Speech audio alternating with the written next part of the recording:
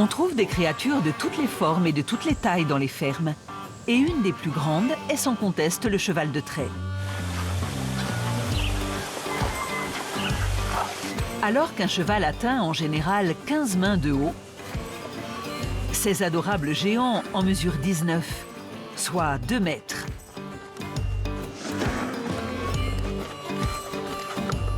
Et les poulains ne sont pas en reste. Un nouveau-né peut peser jusqu'à 100 kilos. Un très beau bébé. Et il suffit de les regarder pour imaginer leur force. Ces muscles du monde rural sont capables de tracter des charges extrêmement lourdes. Et en prime, avec style. De nombreuses races de traits accessoirisent leur imposante carrure avec des fanons sur leurs sabots.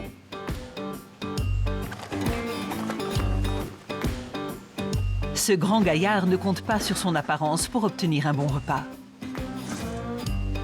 Il le réclame, tout simplement. Oui, le cheval de trait sait s'imposer, que ce soit par sa taille ou son élégance.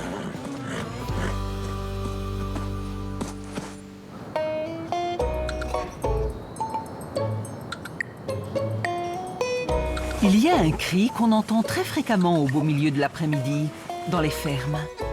C'est le cri des estomacs affamés. Ce chien a l'air très indécis. Tu veux quelque chose de frais et croquant? Mais ces choses rouges étranges ne sont pas à ton goût. Pourquoi s'embêter avec des pommes quand on peut croquer là-dedans? La laine de ce chien sera bien fraîche après s'être occupée de cette pomme de pin. Pendant ce temps, une maman poule propose à ses petits une promenade gourmande. Ces poussins vont découvrir des endroits nouveaux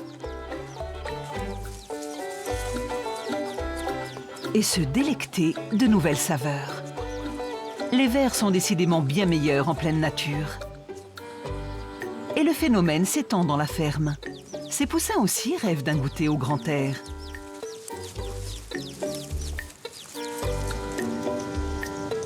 Il n'y a vraiment pas beaucoup de place pour boire ici. Le service est un poil meilleur de ce côté. Plus on est de fous, plus on rit.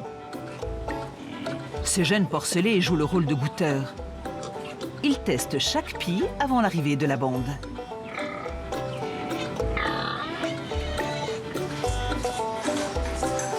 Certains petits ont besoin d'un peu d'aide pour prendre leur repas. Les veaux nourris au biberon boivent jusqu'à 1 litre de lait toutes les 3 ou 4 heures.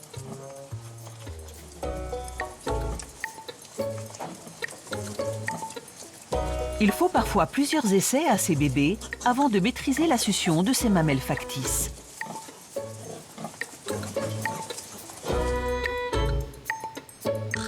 Les agneaux sont plus petits. Ils ont donc besoin de moins de lait. Les fermiers les nourrissent avec un breuvage dont ils ont le secret. Un biberon de bébé est l'outil idéal. La plus petite tétine s'ajustant parfaitement à ses bouches affamées.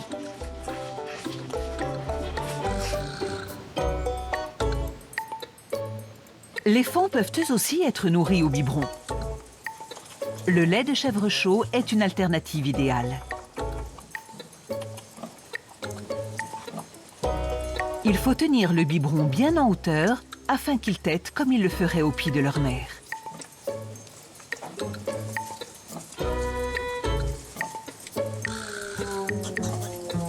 Dans les champs ensoleillés, on remue la queue. Tout le monde semble se régaler. Ces 2 agneaux ont choisi quelque chose de bien plus savoureux. Les sucettes salées ont beaucoup de succès ici.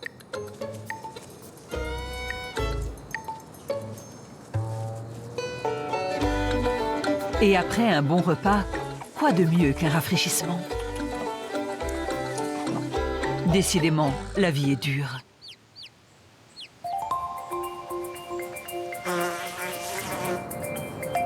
Certaines fermes s'étendent sur des dizaines d'hectares.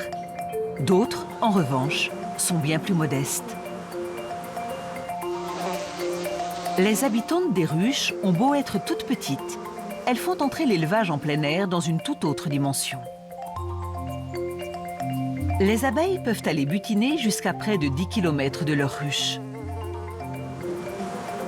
Elles sont élevées depuis plus de 7000 ans, pas uniquement pour leur miel, mais également pour leur talent de pollinisatrice. Quand on les observe de près, on voit bien que ces charmantes créatures savent parfaitement déplacer le pollen, mais pas seulement d'une fleur à l'autre. Elles assurent aussi son transfert entre les fermes. À chaque ravitaillement en nectar, elles abandonnent leur précieuse cargaison. Mais pas d'inquiétude, car elles en profitent pour récupérer une nouvelle fournée de pollen. À la fin de la journée, ces abeilles auront butiné chacune 18 000 fleurs. On peut parler d'une journée très fructueuse. Intéressons-nous de plus près à ces créatures fascinantes. Le rucher est le nom donné à un ensemble de ruches. Chacune a sa propre hiérarchie et est dirigée par une chef suprême, la reine des abeilles. Il est facile de la repérer au milieu des ouvrières grâce à son abdomen long et majestueux. C'est la reine qui pond tous les œufs dans la ruche. Il peut y en avoir 2000 en une seule journée. Les œufs éclosent au bout de 3 jours. Et ce sont les ouvrières qui nourrissent les larves avec du miel et une substance laiteuse qu'elles sécrètent, la gelée royale. Au bout de 6 jours, l'alvéole est bouchée et la nymphose commence. Après une vingtaine de jours, l'abeille sort. Les œufs fécondés donneront naissance à des ouvrières. Les œufs qui ne sont pas fécondés donneront de faux bourdons, destinés à s'accoupler avec la reine. Et c'est la classe sociale d'une abeille qui détermine son espérance de vie. Les faux bourdons ont une vie courte, mais animée. Ils ne survivent pas longtemps après s'être accouplés. Les ouvrières ne volent que 6 semaines. Quant aux reines, elles ne gouvernent sur leur infatigable ruche que durant 2 à 4 ans. Après quoi, une nouvelle reine prend le relais.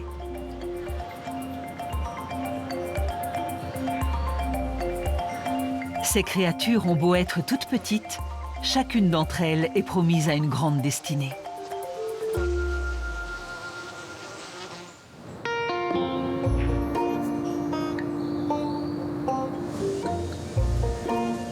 L'après-midi suit son cours.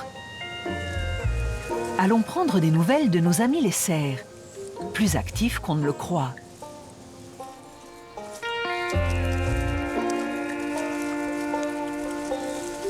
Alors que le rythme ralentit pour la plupart des habitants de la ferme, c'est tout l'inverse avec ces créatures. Les cerfs sont crépusculaires. Ils sont plus actifs à l'aube et au crépuscule.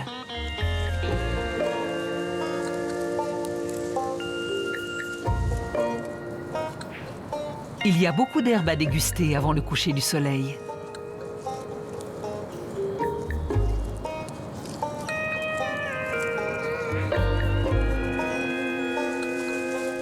Après avoir croqué quelques graines en guise de dessert, il est temps de se trouver un coin pour aller dormir.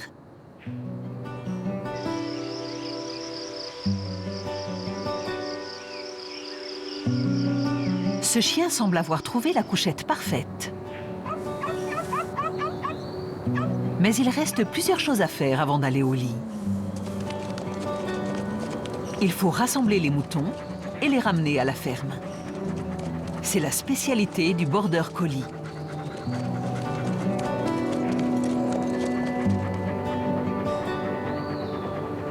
Ce chien semble lui aussi vouloir apprendre ce travail. Pourtant, les Spitz nains ne sont pas réputés pour leur talent de berger.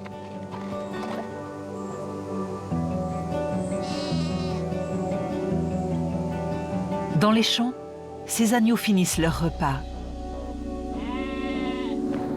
avant d'aller se blottir contre leur mère.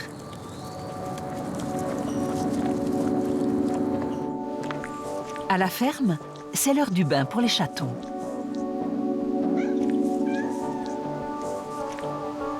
Ils vont jouer une dernière fois à se donner des coups avec leur queue. Même en fin de journée, les petits débordent d'énergie.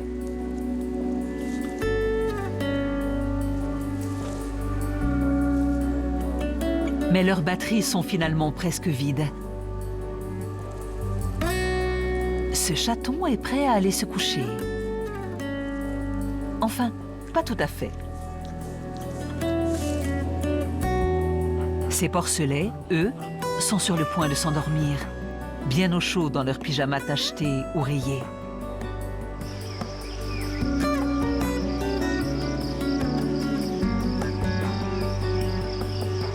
Éclairés par les derniers rayons du soleil, ces retardataires finissent de jouer avant de rejoindre le reste du troupeau sur le chemin du retour pour un repos bien mérité. Car demain, avec tous les autres petits de la ferme, tout recommencera de plus belle.